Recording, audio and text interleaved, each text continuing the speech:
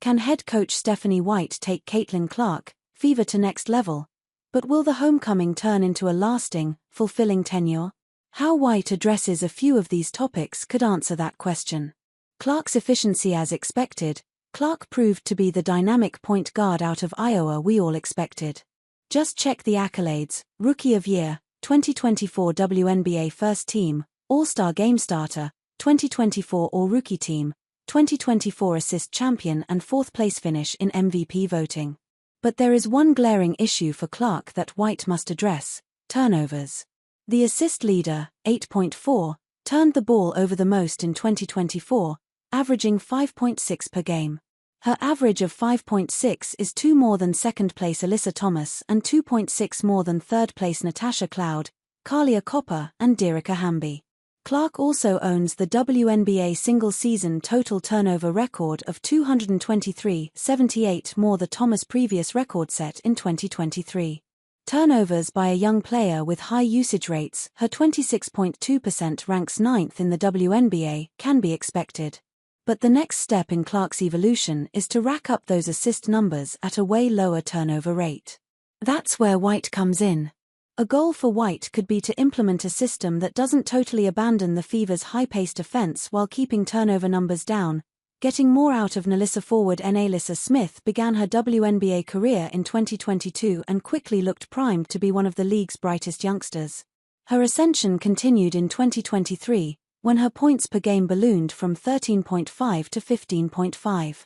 But in 2024, her points per game, 10.6, and shot attempts, 8.8, hit career lows under coach Christie sides. Alongside Clark and Aaliyah Boston, a more involved Smith could form a big three in Indiana for the foreseeable future.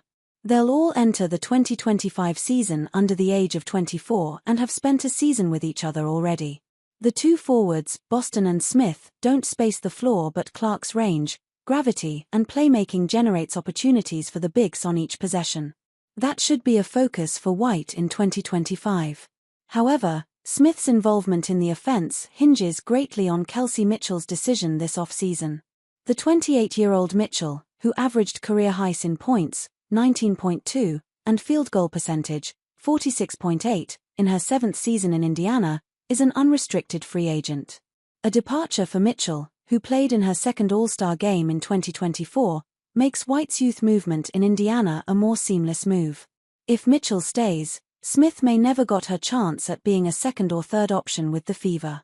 And showcasing offensive talents is crucial for Smith, who is due for unrestricted free agency at the end of the 2025 season. Can White bring defense to Indiana? The 2024 Fever were never mentioned much, if at all, for their defensive prowess.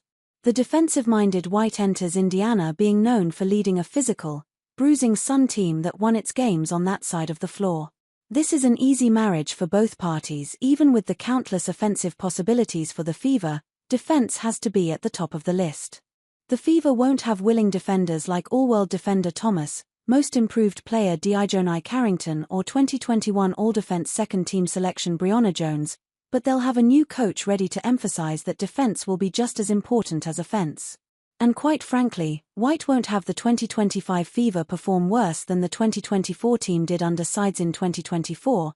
The Fever ranked 2nd worst in opponents' points per game, 87.7, and defensive rating, 107.5. And Fever opponents enjoyed getting out on the break just like they did, leading to a 3rd worst rank in fast break points allowed, 11.3. Here comes White, who led the Sun to a league-best offensive rating, 94.1, and opponents' points per game mark, 73.6. The issue, though, is Indiana lacks a point-of-attack defender like Carrington and Thomas, who comfortably defends 1 through 5. But the numbers suggest that a White-led team can figure out those issues.